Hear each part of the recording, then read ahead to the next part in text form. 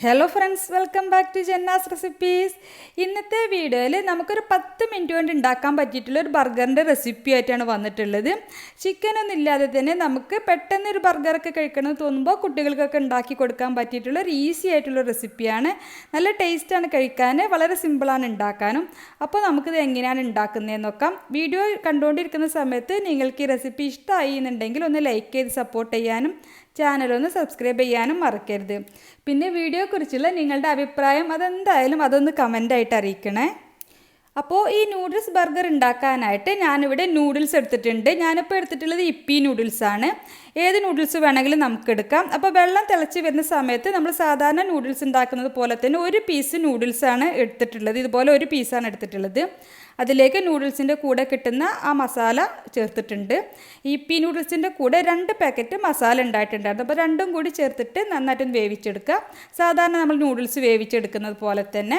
അപ്പോൾ നൂഡിൽസ് വേവാൻ വേണ്ടി വെച്ചിട്ടുള്ള വെള്ളം ഒന്ന് വറ്റി വരുന്ന സമയത്ത് ഇതിലേക്ക് ഒരു പകുതി സവാള കുറച്ച് വലിയ പീസായിട്ട് കട്ട് ചെയ്തതും ഒരു പകുതി ക്യാപ്സിക്കം ഇതുപോലെ കുറച്ച് വലിയ പീസായിട്ട് കട്ട് ചെയ്തതും കൂടി ചേർത്തിട്ട് നന്നായിട്ടൊന്ന് കൂടി മിക്സ് ആക്കി കൊടുക്കുക. പിന്നെ ഒരുപാട് സമയം നമുക്ക് കുക്ക് ചെയ്യേണ്ട ആവശ്യമില്ല. നന്നായിട്ടൊന്ന് മിക്സ് ആക്കി കൊടുത്തതിന് ശേഷം നമുക്ക് ഫ്ലെയിം ഓഫ് ചെയ്യാം. അപ്പോൾ ഞാനിവിടെ 3 ബർഗറാണ് ഉണ്ടാക്കുന്നത്. നമുക്ക് ഈ ഒരു അളവിൽ നൂഡിൽസ് വെച്ചിട്ട് 4 ബർഗർ വരെ ഉണ്ടാക്കാം. അപ്പോൾ ഞാനിപ്പോൾ 3 ബർഗറാണ് ഉണ്ടാക്കുന്നത്. അതിന് വേണ്ടിയിട്ട് 3 ബൺ എടുത്തിട്ടുണ്ട്. അത് ഇതുപോലെ സെൻറ്ററിലൂടെ ഒന്ന് കട്ട് ചെയ്തെടുക്കാം, സാധാരണ നമ്മൾ ബർഗറൊക്കെ ഉണ്ടാക്കുന്നത് പോലെ തന്നെ. ഇനി ഈ ബണ്ണിൻ്റെ ആ കട്ട് ചെയ്തെടുത്തിട്ടുള്ള ഭാഗം നമുക്കൊന്ന് ടോസ്റ്റ് ചെയ്തെടുക്കാം. അതിനായിട്ടൊരു പാൻ ചൂടാകുമ്പോൾ അതിലേക്ക് 1 ടീസ്പൂൺ നെയ്യ് ഇട്ട് കൊടുത്തിട്ട് ഒന്ന് മെൽറ്റാക്കി എടുക്കാം. എന്നിട്ട് ഈ കട്ട് ചെയ്തിട്ടുള്ള ഭാഗം ഒന്ന് ടോസ്റ്റ് ചെയ്തെടുക്കാം. ഈ സ്റ്റെപ്പ് വേണമെങ്കിൽ ഈസി ആയിട്ട് ചെയ്യാനാണെങ്കിൽ വേണമെങ്കിൽ നമുക്ക് ഒഴിവാക്കാം. അപ്പോൾ ഒന്ന് ടോസ്റ്റ് ചെയ്തെടുക്കുകയാണെങ്കിൽ കുറച്ചുകൂടി ഒരു നല്ല ടേസ്റ്റ് ആയിരിക്കും. അപ്പോൾ നന്നായിട്ടൊന്ന് ടോസ്റ്റ് ചെയ്തെടുക്കുക. അപ്പോൾ ഈ 3 പീസ് ടോസ്റ്റ് ചെയ്തതിന് ശേഷം ബാക്കിയുള്ള 3 പീസ് കൂടി നമുക്ക് ഇതുപോലെ തന്നെ ഒന്ന് ടോസ്റ്റ് ചെയ്തെടുക്കാം. ഇനി നമുക്ക് ഈ ടോസ്റ്റ് ചെയ്ത് വെച്ചിട്ടുള്ള ബന്നിൻ്റെ മുകളിലേക്ക് മയനൈസാണ് ആക്കി കൊടുക്കുന്നത്. അപ്പോൾ ഞാനിവിടെ നമുക്ക് ആവശ്യത്തിന് മയനൈസ് ആക്കി കൊടുക്കാം.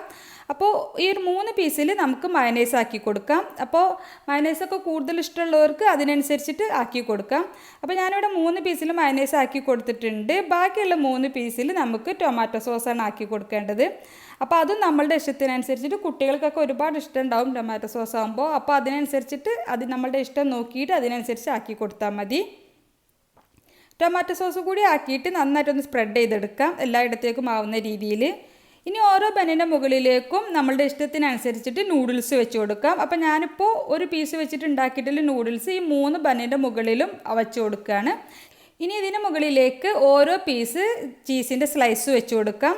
3 പീസിൻ്റെ മുകളിലും വെച്ച് കൊടുത്തതിന് ശേഷം നമുക്കിതിൻ്റെ മുകളിലേക്ക് കുറച്ച് ഒറിഗാനോ ആണ് ആക്കി കൊടുക്കുന്നത്. ഒറിഗാനോ കയ്യിലുണ്ടെങ്കിൽ കുറച്ച് ഒറിഗാനോ ആക്കി കൊടുക്കണം, കുറച്ചുകൂടി ഒരു നല്ല ടേസ്റ്റ് ആയിരിക്കും. കയ്യിലില്ലെങ്കിൽ നമുക്ക് സ്കിപ്പ് ചെയ്യാൻ, നൂഡിൽസിലുള്ള മസാലയൊക്കെ ചേർത്തത് കൊണ്ട് അതിൻ്റെ ഒരു ടേസ്റ്റൊക്കെ ഉണ്ടാവും. ഇനി അതിൻ്റെ മുകളിലേക്ക് കുറച്ച് റെഡ് ചില്ലി മുളക് ചതച്ചത് കൂടി ചേർക്കുന്നുണ്ട്. കുട്ടികളുടെയൊക്കെ ഇഷ്ടം നോക്കിയിട്ട് ചേർത്താൽ മതി.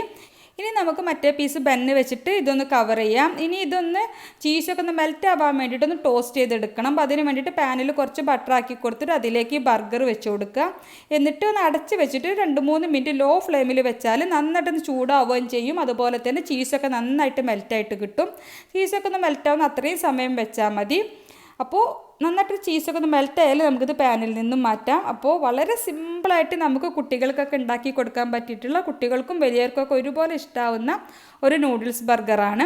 അപ്പോൾ ഇതുപോലെ ട്രൈ ചെയ്ത് നോക്കിയിട്ടില്ലെങ്കിൽ തീർച്ചയായിട്ടും ട്രൈ ചെയ്ത് നോക്കുക. വളരെ സിമ്പിളാണ് ഉണ്ടാക്കാൻ, എന്നാൽ കഴിക്കാൻ നല്ല ടേസ്റ്റാണ്. കുട്ടികളൊക്കെ സ്കൂൾ വിട്ട് വരുമ്പോഴോ അല്ലെങ്കിൽ ഏത് സമയത്ത് വേണമെങ്കിലും നമുക്ക് ഉണ്ടാക്കാൻ പറ്റിയിട്ടുള്ളൊരു അടിപൊളി ഐറ്റമാണ്.